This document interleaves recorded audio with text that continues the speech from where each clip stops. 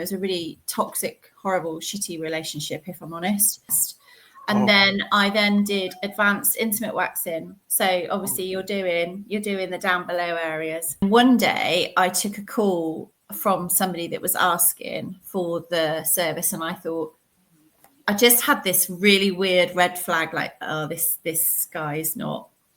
He's just ringing just to kind of find, just to like get his weird kicks. What's up?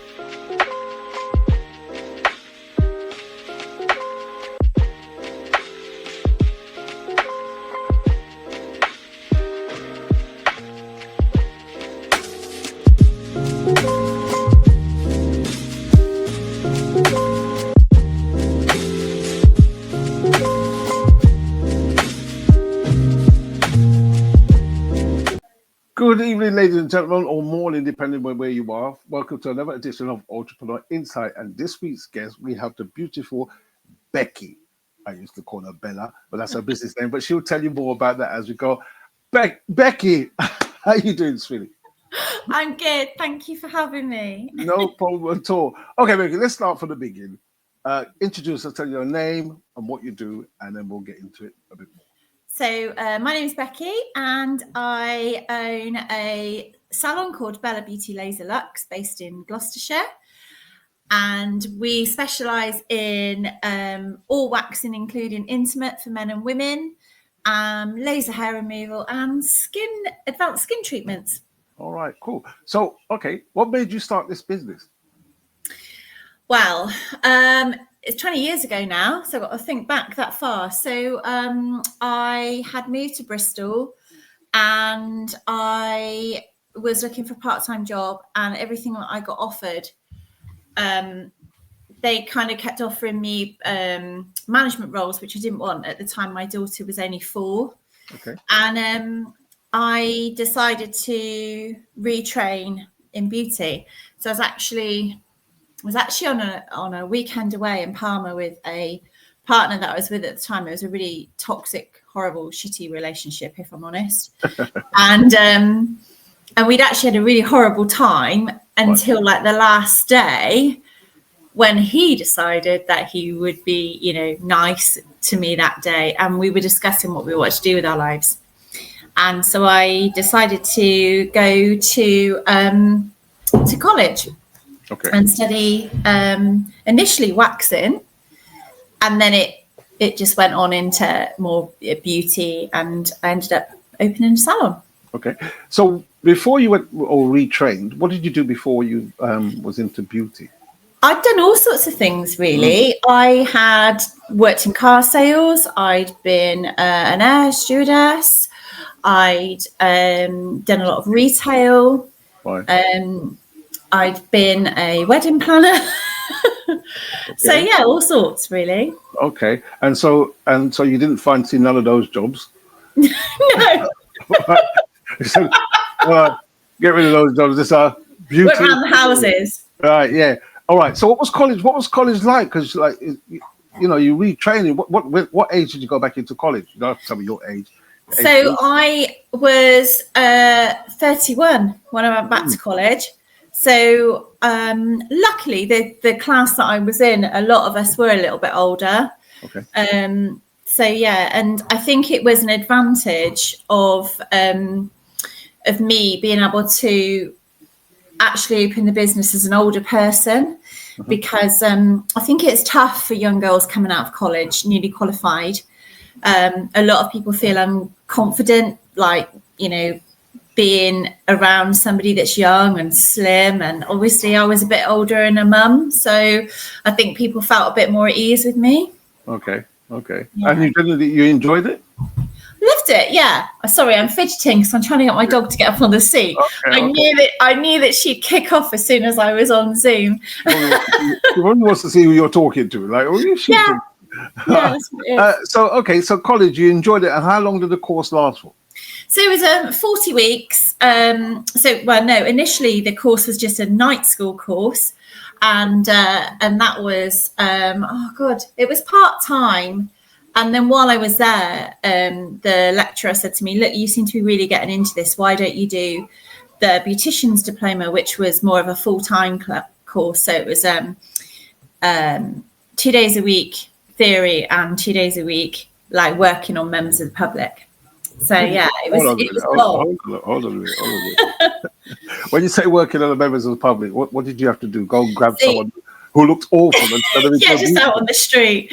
No, they obviously had like a clinic where they would do reduced price treatments, and they had a few regulars that would like to come in, and it was nice.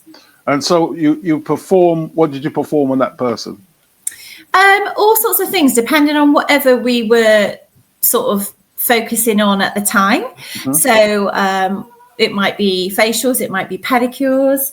Do you know the silly thing is, though, we didn't actually have to do a lot of actual hands-on treatments to actually pass that segment. It's mad back. Okay. I look back at some of the waxing I did in the early days. I was pretty shit. Hold on a minute. When you say waxing, what women or men? So while I was at college, it was women, right. And later I did at courses to wax men. So yeah. So what did you wax on the men? I just want to get this wrong. That's what I'm talking about. Initially I trained just in a basic men's waxing, so it would be like back or chest. And then I did advanced intimate waxing. So obviously you're doing the down below areas. For real though? Yeah. So I trained initially with a lady called the Wax Queen. Right. Get up there. How did you get that name? Wax Queen. Yeah, the Wax Queen. So I trained with her initially. That was quite an interesting day. I actually, when you set off and the journey's going well, and it was all fine until I got really close to the venue for the training course. And I ended up literally taking a wrong turn just before I got there.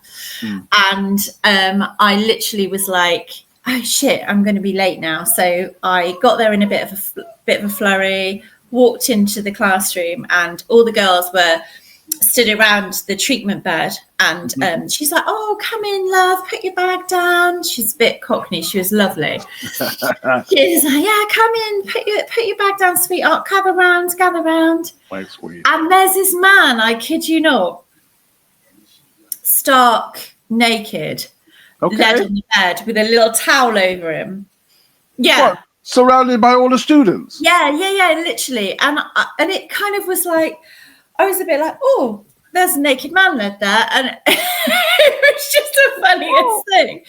And, like you go from kind of being, a bit like, oh, God, I've just got here, and a bit like hot and bothered, to suddenly like, shit, okay, we're doing this now. so hold on a bit. And the bloke himself, when he just lay there like, oh, ladies, he was literally all yours. Literally chilled. Oh, she's kind of reiterating the theory of things, and we're all stood there like,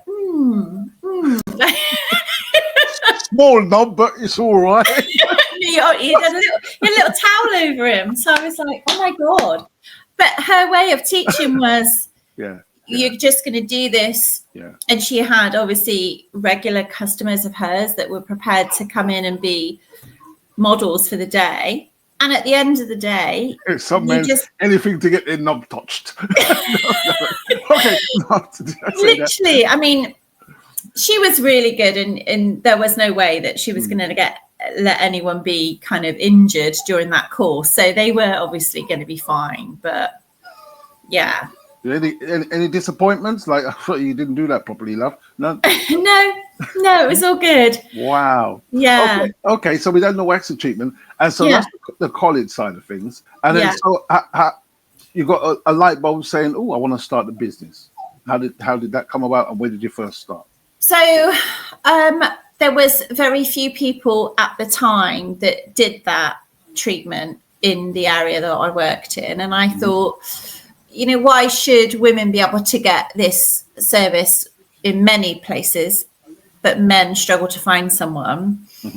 And it was just becoming more and more popular that men were getting more into their sort of self-grooming in general. So I did it for a while. I was based in Bristol at the time. I did it for a while, and then I just couldn't shake off this slight apprehension every time I had a new client.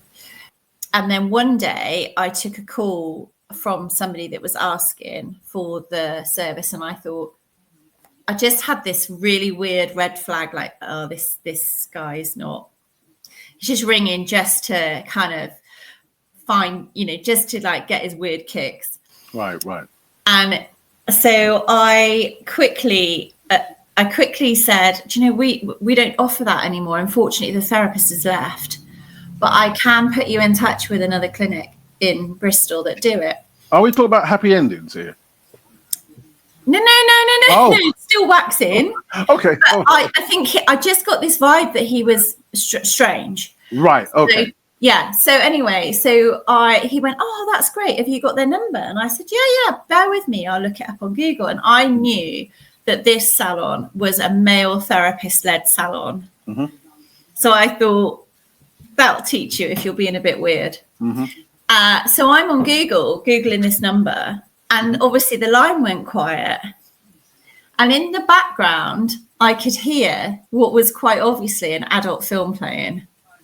Oh, and wow. I thought, yeah, I was right. Yeah. But so Go on. So, I don't know whether he ever rocked up at this male therapist-led salon, but I thought, you're going to have a bit of a shock, mate. When Steve comes out to do your intimate wax. Yeah. Oh, my God. But then you still persevered in it. You still said, you know what, I still want to do it. It did knock my confidence a little bit, and I stopped for a while.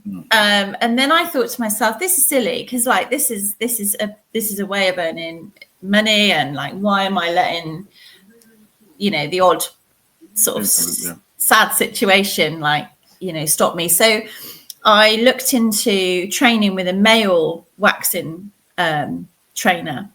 Okay. A really nice guy called the Wax Daddy. And so we got the Wax Queen and the Wax Daddy. Yeah, and the Wax Daddy. Yeah. So I went and did a one-to-one course with him. And again, he had lots of his own male clients that were willing to come in. But the difference with training with a male trainer was he just kind of normalized some of the things that I was worried about. Yeah. Okay. And down to just the kind of things like, I said, I don't want to get, loads of messages with weird questions on a Friday night. And he's like, you just need to put as many answers to your frequently asked questions on your website. And you need to make it really clear that this is the service that you offer and there's nothing else on offer. And so from that, I kind of rewrote the page on my website, and a lot of people commented, they laughed about how good it is and how clear the boundaries are. Mm-hmm. And I've never had a bad situation since.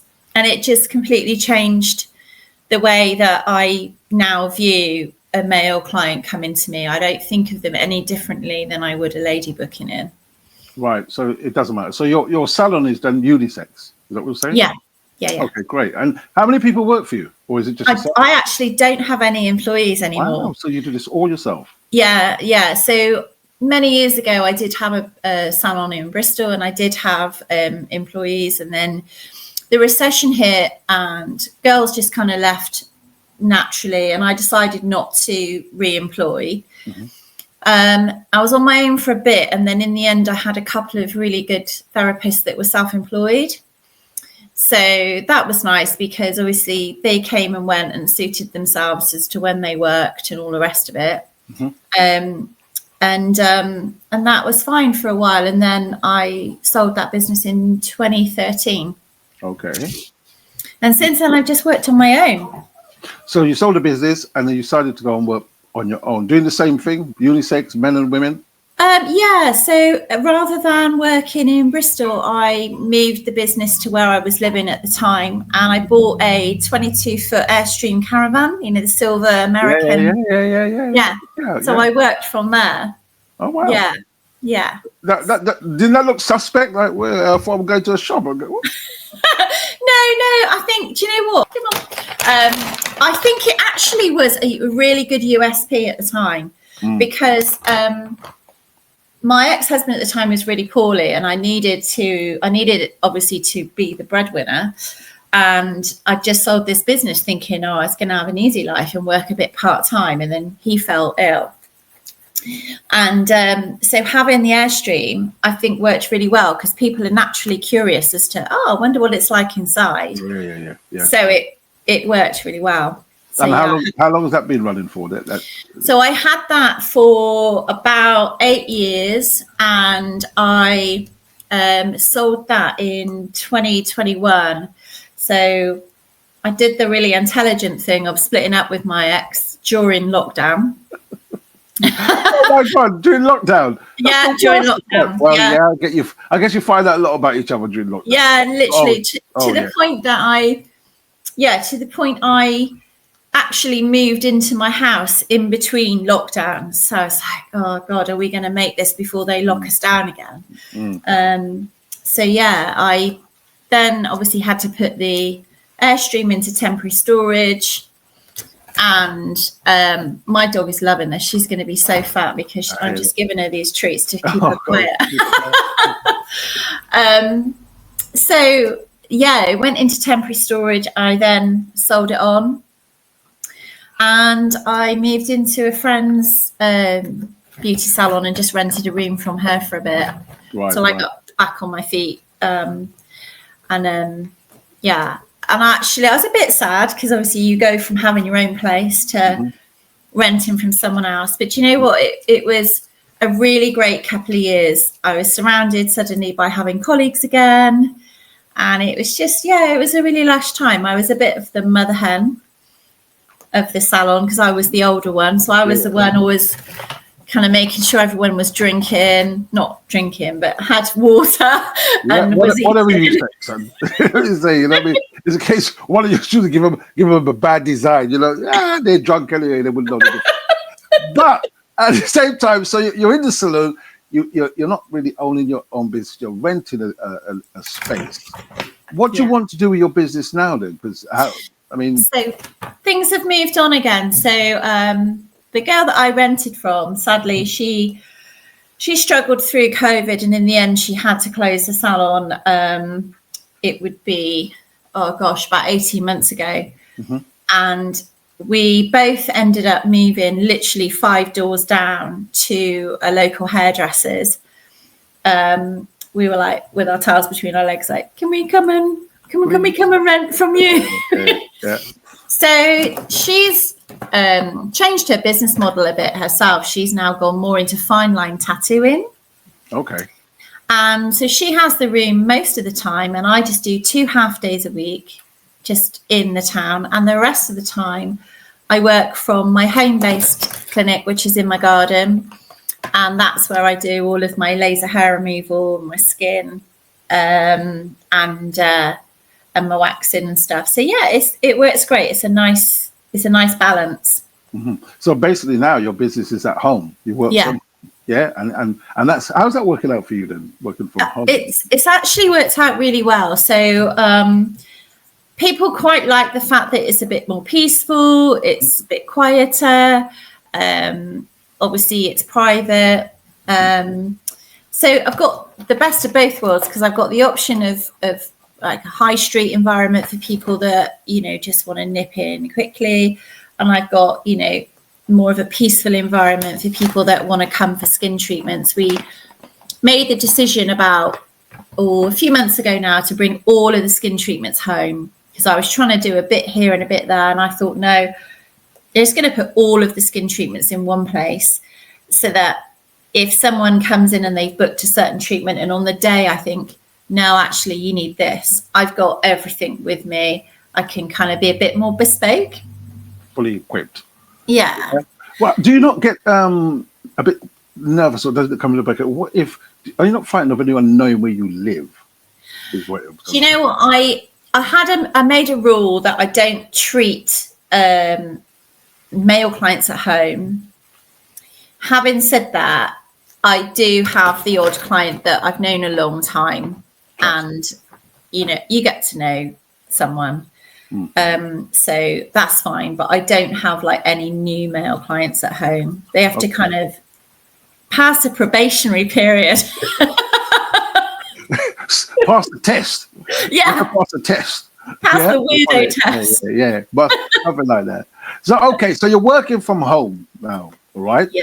And you obviously, and how long has that been working from home? Not too So we've lived here, just over 2 years now. Mhm. Yeah. Okay, 2 years. And so what do you want to do with your business now? So the aim for about the last 18 months, the aim has been to slowly kind of niche it down, drop off the low ticket treatments, stop doing things that I don't enjoy so much, and just try and work less hours on clients and incorporate into my normal day time to do admin and marketing and all of those things, because I think for many years I literally was so focused on fill the column, and when I look back I was a bit of a busy fool. Okay. And so now it's like, you know, my ideal day is no more than 6 customers. And then, you know, the rest of it is I might have to do like Zoom training or ordering stock, you know, and that sort of thing. So you're niching your business down to top clientele. Yeah. Yeah, it is really. You know, like you get to know the people that you want to work with, and it works both ways. Like I think they say your vibe attracts your tribe, don't they? And I think that's really true. And I look back to maybe, you know, what clients I might have had in the past that maybe didn't necessarily respect my time. And I think as you get older, you get a little bit more stronger with your kind of boundaries and what you're prepared to put up with. And yeah. Okay. What would make someone decide, you know what, there's a saloon down here and there's a saloon down over there. I want to go to Bella's. How are you going to persuade me to come to you, Becky? See, I called you Bella. Yeah, a lot of people do. Yeah. I think I've worked a lot on my like personal brand, really. I never really understood what branding was. In my head, I thought branding was like your leaflets and your flyers and your logos. I didn't realize your branding is actually you as a person and what makes people want to come to you. So I've done a lot more in the last year or so. I've done a lot more of getting my face out there on video and just letting go of this needing everything to be perfect before it goes out. Like now, like chatting to you, nearly forgot that we were going to do this tonight. My hair was up in a ponytail 10 minutes ago. My dog's like whinging for food, but you know, we roll, don't we? You just got to get on with it. I think people like authenticity and they don't necessarily want something really polished. And I think, you know, they might watch another therapist who's perfectly sitting there in her tunic and being immaculate and speaking eloquently and got a script, but I will often tell a funny story about something or, you know, just do a live. And I think that's actually all of a sudden I've noticed I'm getting a lot of new bookings coming from my online platform without feeling like I've really got to try. Which is lovely. You got the knack for it. Have you ever thought about teaching beauty?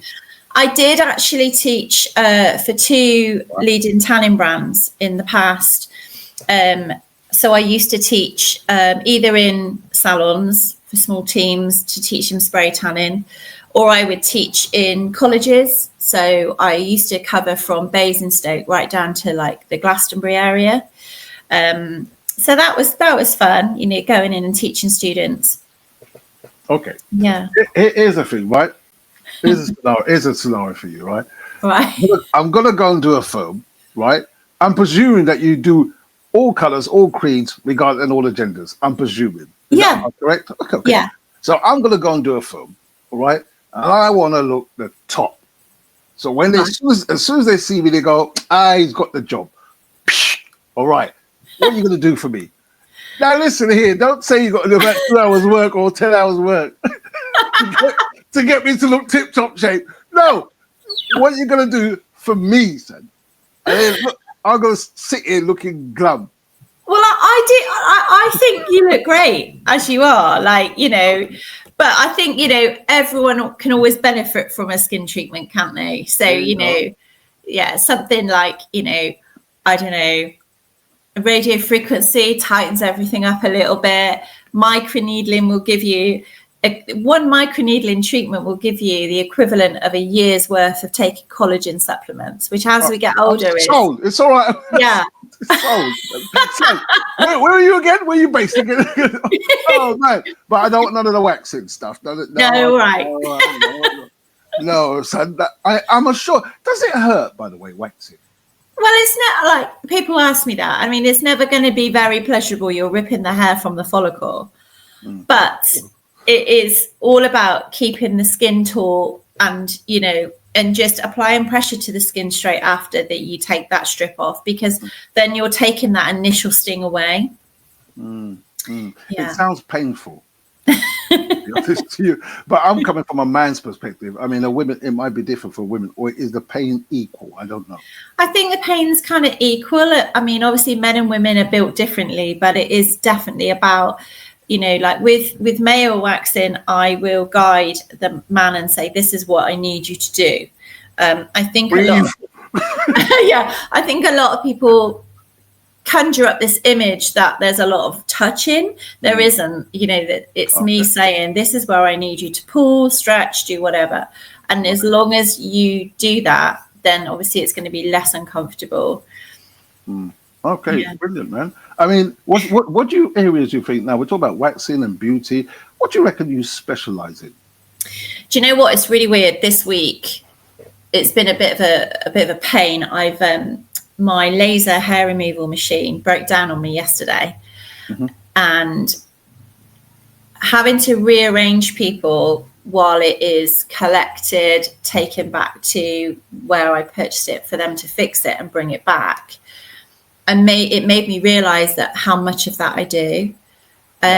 So yeah, laser hair removal has become, you know, really, really busy. And I'm lucky that in my immediate location, I haven't really got any competition. So that, you know, at the moment they're doing the best they can to get it picked up. It's been picked up tomorrow, and they reckon they get it back to me by Monday. But this is like a meter high machine that has to be, you know, I said, I can't pack this thing up. It's worth thousands. So they will send a logistic team in to package it safely, to load it onto the lorry. It's not as easy as just sending someone in just to quickly fix it. So that's made me realize how busy the laser is. Well, if busy the laser is, and probably how busy you are. Yeah. It is. It's suddenly, it's one of those things. It went a little bit quiet over from probably December to literally 2 weeks ago. Then all of a sudden, I've had loads of new people booking for consultations and patch tests. I had one lady, and sometimes you've got to play the long game. I had one lady who I patch tested last March, and she just emailed me out the blue and said, I'm ready to start now. Wow. So that's nice. Yeah. Is there a particular age group that come to you, or is it? My clients in general tend to be, I would say, probably 30 and above. I don't have, when I was in town, I used to have more younger girls. But yeah, definitely, I guess being a bit older myself, I just attract slightly older clientele. But my oldest client I've ever had was 92. What did they want? Please don't say waxing. No, she used to have gel nails. Okay. And she was the most just interesting lady, and so well groomed, and she had a better social life than me. Wow. God, that lady used to have to book her appointments, like she'd book like 3 months in advance because she knew she had this, that and the other going on. And I used to think, God, when I'm that age, I want to be going to the Caribbean in January and having something, you know, every week that I need to do. Is your environment like, because like when we go barbershop, there's always gossip, there's always stories being told, and do you get the same thing in your salon, like, you know, the people telling you stories of their lives, and you think, Yeah. You know more about them than their husband or something. You know what I mean? So obviously when I worked in the salon that had to close down, there was a few of us working together, and it was kind of quite sociable. The girls would be doing lash extensions, I might be doing nails, and we would chit chat amongst each other, which was really nice and quite fun, and we used to have some real laughs. And now obviously I work one-to-one with my clients, and you do get to know each other really, really well, and people tell you, you know, all sorts of stuff. And I always think it's a real honor, actually, because you get to know people over time. And for that reason, I never wanted to work in a spa where it's really transient. I don't like that small talk where you're constantly kind of new person every 5 minutes going, oh, have you got any holidays booked? What do you do for a living? I like it when they come in and they go, oh my God, so remember last time this happened, I got to tell you this. And I'm like, oh, yeah, tell me. All right, okay. Becky, tell us, okay, I'm going to give you like 30 seconds. Sell your business to me. Oh my God. God, you really put me on the spot, haven't you? Well, I mean, if you come to me, you'll have a really warm welcome. I've got 20 years of experience. People are always telling me how I make them feel like so welcome, at ease. I'm constantly always retraining and keeping my knowledge fresh. I think it's so important in the beauty industry to keep evolving and looking at the latest things that are coming in. Otherwise, you just get stale. I think I try and work on the best results that I can give people, and just to give them just a fun, enjoyable experience, and help them to be the best version of themselves, really. Absolutely. Brilliant. Yeah. Where can we find you, Jess? Where can we find you, Becky? So I'm based in 2 market towns. So I live in Berkeley in Gloucestershire, which is famous for the Berkeley Castle. I literally live just up the road from Berkeley Castle, and that's where I work from home. And I also work about 5 miles from here in another little market town called Dursley. So in Gloucestershire. And your socials? So socials are the Bella Beauty Laser Lux on Instagram, and also on Facebook, and I'm also on TikTok. Not so well, but I am on it. Under the same name? Under the same name, Becky? Yeah. Yeah. And I have a LinkedIn profile, but this kind of industry doesn't need LinkedIn so much, so I don't go on it very much. But I'm on most of it. Absolutely. Becky Paris Jones, it's been a pleasure talking to you. You've been very relaxed. You've been very informative about you and your business. And I do hope people go and see you instead of going to see anyone else. Because I know when I come off this podcast, I'm booking my appointment. Oh, thanks, Peter. Take care of yourself, and we will speak soon. Thank you. Take care of yourself, sweetie. Take care. Bye. Bye.